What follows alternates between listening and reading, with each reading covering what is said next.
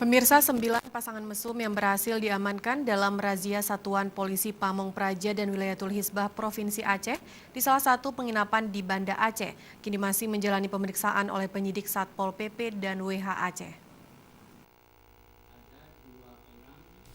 Polisi Syariat Islam Provinsi Aceh menangkap 9 pasangan diduga pekerja seks komersial dan pria hidung belang di salah satu wisma di Gampung Peniti, Baitur Rahman, Kota Banda Aceh, Selasa malam.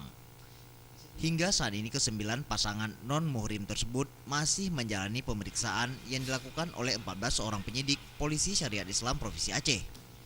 Dan dalam pemeriksaan yang dilakukan secara maraton, penyidik telah menetapkan ke-18 orang tersebut menjadi tersangka pelanggar kanun syariat Islam di Provinsi Aceh. Kami amankan pada saat itu ada 9 pasang dan sekarang sedang dalam proses pemeriksaan oleh petugas penyidik, dan sesuai dengan nota dinas Pak Satpol PP WH Aceh, kami diberikan tugas untuk memeriksa semua tersangka yang ada kita tangkap tadi malam.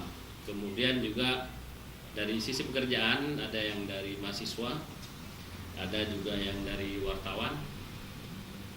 Salah satu saya juga tidak tahu namanya Purnama News. Salah satu oknum.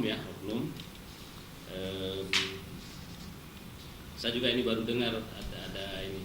Kalau saya cek di Berdasarkan hasil pemeriksaan sementara, ke-9 pasangan itu akan dijerat dengan pasal 23 ayat 1 tentang khalwat dengan ancaman 12 kali cambuk. Penyidik juga melakukan pengembangan ada kemungkinan juga dijerat dengan pasal 25 ayat 1 tentang ikhtilat dengan hukuman 30 kali cambuk. Kanun nomor 6 tahun 2014 tentang hukum jinayah. Dan saat ini semua pelaku masih ditahan di ruang tahanan Polisi Syariat Islam Provinsi Aceh selama 15 hingga 20 hari ke depan.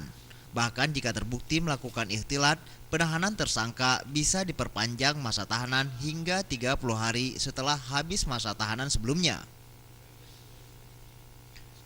Tim Liputan Aceh TV.